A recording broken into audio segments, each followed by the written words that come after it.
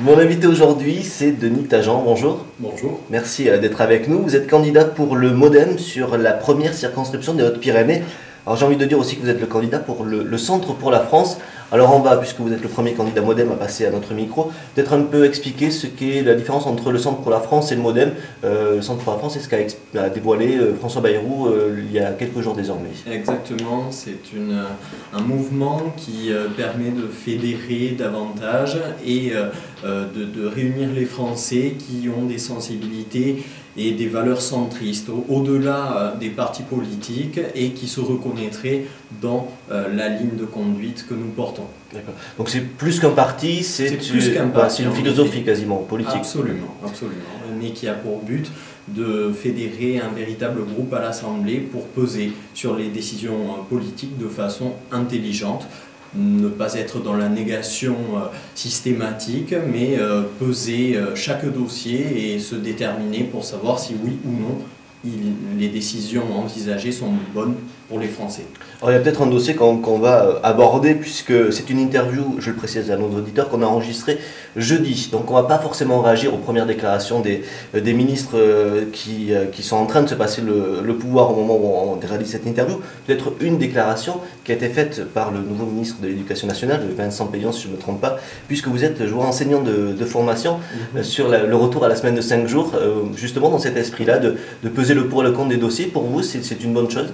Je pense que depuis longtemps, il y avait un souci qu'il fallait régler au niveau des rythmes scolaires et un intérêt grandissant à reprendre en charge véritablement l'élève et à le reconsidérer, à le remettre au centre du système éducatif. Et un élève, eh bien, c'est pas un numéro, c'est pas une machine, il a des rythmes biologiques et tous les spécialistes s'accordent pour dire que la semaine à 4 jours n'était pas une bonne chose. Moi qui ai pratiqué les deux types de semaines, je suis assez d'accord avec ça. C'est vrai que les trop longues coupures avaient des effets pas très positifs. Donc je crois que c'est une bonne chose. Au-delà de ça, il va falloir revoir tout le calendrier et le rythme scolaire de A à Z, parce qu'au-delà de la semaine, il y a aussi l'organisation de l'année scolaire et des activités au sein de la journée. Je crois que vraiment, il faut se pencher sur cette question-là. Il faut aller vers peut-être un peu moins de cours d'enseignement base pratique, on va dire, dans une journée, un peu plus d'activités. Comme ça, il y a eu des expériences comme ça, d'avoir des demi-après-midi où les enfants étaient plus peut-être sur des activités artistiques, culturelles, pour les ouvrir aussi à autre chose. Alors, absolument, hein, et ça fait partie de nos axes majeurs.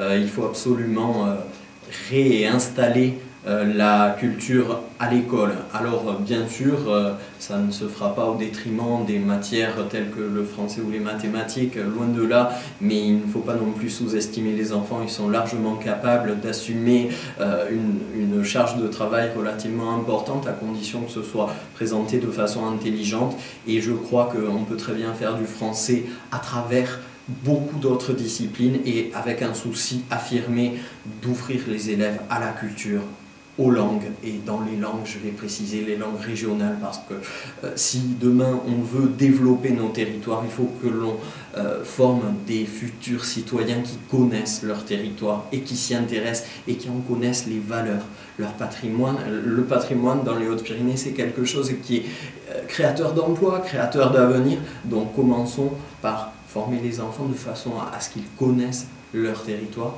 et ensuite on aura tout un tas de conséquences en chaîne très positives sur le développement du territoire lui-même. On va peut-être vous dire dans cette campagne que faire apprendre l'occitan, puisqu'ici il s'agit de l'occitan à des enfants, c'est peut-être pas une priorité au moment où il vaut mieux savoir parler anglais, espagnol pour aller chez nos voisins, ou même chinois. Et c'est un argument que j'entends souvent, mais à l'heure actuelle, en France, c'est vrai qu'on a des préconceptions où au maximum on ne pourrait apprendre qu'une autre langue, et encore, hein, et l'anglais de justesse, hein, et quand on y arrive. C'est pas du tout le cas, c'est une tradition française certes, mais qui n'est pas du tout généralisée de par le monde, et on est ultra minoritaire à ne parler qu'une, voire une langue et demie. Non, l'ambition c'est beaucoup plus que ça. Si on forme un enfant très jeune à parler plusieurs langues, il n'aura que plus de facilité à en apprendre d'autres, quelle qu'elle soit. Et la première langue de la vie de X spécialistes, je pense à Gilbert Dalgalian, à Claude Agege par exemple, qui sont d'éminents spécialistes des langues, bien leur avis c'est que la première langue après la langue française qui doit arriver, c'est la langue régionale, parce que c'est celle qui est dans leur entourage proche, dans les lieux, dans les noms, dans les coutumes, dans les traditions, dans les contes, les légendes, la musique. Donc ce qui touche les enfants de cet âge-là, c'est leur environnement proche. Et après, ils auront bâti des compétences qu'ils pourront retransférer à n'importe quelle autre langue. Et je ne suis pas du tout contre l'anglais. Je suis habilité à l'enseigner et je l'enseigne. Je l'ai enseigné pendant très longtemps. Mais je reste à dire que la transmission de la langue et de la culture régionale, c'est quand même un enjeu majeur. Alors peut-être là aussi une autre contradiction, c'est que pour enseigner les langues, on l'a vu ces dernières années, les langues sont moins enseignées dans les écoles primaires parce que des postes d'enseignants qui étaient spécialisés pour cela ont été petit à petit retirés par le gouvernement sortant. Ça veut dire qu'il va falloir promettre des enseignants spécialisés ou reformer des enseignants à ça, c'est-à-dire qu'il va falloir des moyens. Or François Bayrou prend une règle d'or, c'est-à-dire arrêter de dépenser l'argent que n'a plus l'État. Ah, exactement, et c'est quelque chose de fondamental. Simplement, les compétences sont là, sur le terrain, il faut les aider, notamment par la formation continue. Je forme à l'IUFM, je suis au contact des nouveaux enseignants très souvent, et beaucoup, et de plus en plus, ont des compétences de très bonne qualité dans les langues vivantes, quelles qu'elles soient, régionales, étrangères. Et maintenant, il va falloir activer notre réseau d'enseignants formés et surtout les accompagner dans la poursuite d'une formation plus fine et meilleure. Mais je crois qu'on a déjà un vivier sur le terrain de personnel très très compétent. Charge à nous maintenant de sélectionner des moments, des formateurs qui vont pouvoir épauler ces gens-là, peut-être de façon encore plus sérieuse. Et puis à ce moment-là, je crois qu'on aura toutes les conditions pour faire de nos enfants des enfants plurilingues. Et ça serait une belle ambition. Pour avoir été personnellement en Espagne en vacances, je me suis aperçu que je ne parlais pas espagnol. Voilà, c'est malheureusement souvent le cas. Il y a plein d'autres sujets qu'on va évoquer avec vous. Pas qu'aujourd'hui, parce que le temps va être limité, mais durant toute cette campagne qui va nous amener jusqu'au 10 et 17 juin pour les élections législatives. Je rappelle que vous êtes candidat pour le Modem sur la première circonscription. C'est le secteur, une partie de Tarbes, Lannemezan, Bagnères, Pays des Coteaux, pour rappeler la carte de la nouvelle circonscription à nos auditeurs et futurs électeurs.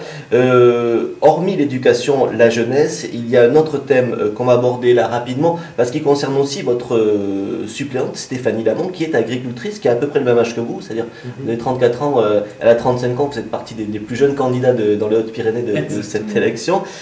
Pourquoi faut-il encore préserver l'agriculture dans notre département ? Parce que, alors, il faut savoir qu'on est tous les deux d'origine rurale et on le revendique. Et pourquoi on le revendique? Parce qu'à l'heure actuelle, on assiste à une certaine désagrégation du lien familial, social. Les gens sont un peu perdus, ont besoin d'avoir des repères et des valeurs. Eh bien, je crois, pour l'avoir vécu, que les valeurs de la ruralité sont importantes. Ces valeurs par lesquelles on nous a appris avant tout à respecter l'autre, à être plutôt qu'à vouloir avoir. Je crois qu'il y a une hiérarchisation à faire à l'heure actuelle. L'être est plus important que l'avoir. On peut avoir des tas de choses et être très très riche vu de l'extérieur et puis pauvre à l'intérieur. Donc vraiment les valeurs de la ruralité, j'y suis très attaché, et ma suppléante Stéphanie Lamont a exactement le même parcours, et elle est devenue agricultrice, et je trouve que c'est un beau métier et que c'est un métier d'avenir, parce qu'on a trop longtemps critiqué les agriculteurs qui seraient soi-disant des assistés, qui détruiraient la nature. Non, je ne suis pas du tout d'accord avec ça. À l'heure actuelle, les véritables connaisseurs du milieu naturel, ce sont les agriculteurs, ce sont les chasseurs, ce sont les pêcheurs. on prône la démocratie au MoDem et le Centre pour la France se situe exactement sur la même ligne de conduite. À l'heure actuelle, redonnons les clés de la démocratie aux véritables acteurs de terrain, ceux qui connaissent les milieux, quels qu'ils soient. Certes, les experts sont importants, j'ai une formation scientifique et je suis quelqu'un de rigoureux et qui croit en la science. Mais parfois, lorsque la science est trop détachée du terrain, elle gagne à être nuancée par des témoignages de personnes qui sont chaque jour sur nos terres, sur nos champs. Et écoutons-les, ces agriculteurs, parce qu'ils ont la clé aussi de toute notre vie de demain. Et c'est très important, par exemple, de développer les circuits courts, de développer de nouveaux labels qui vont valoriser nos produits. On a des produits d'une qualité formidable et on les sous-estime et on a du mal à les commercialiser. Et en plus, on va acheter des produits qui viennent de beaucoup plus loin et qui ont un fort impact écologique, alors que les produits locaux seraient bien meilleurs à tout niveau. Donc oui, je crois que l'agriculture, c'est quelque chose d'important et je suis très fier d'avoir Stéphanie Lamont, qui est la seule représentante du monde agricole dans ces élections.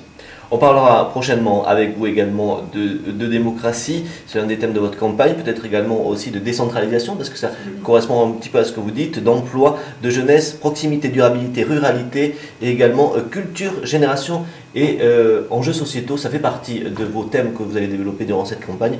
On aura l'occasion de vous réinviter. Merci Denis Tajan d'avoir été avec nous. Merci beaucoup. Vous êtes donc le candidat sur la première circonscription des Hautes-Pyrénées pour le MoDem et le Centre pour la France. Adichat.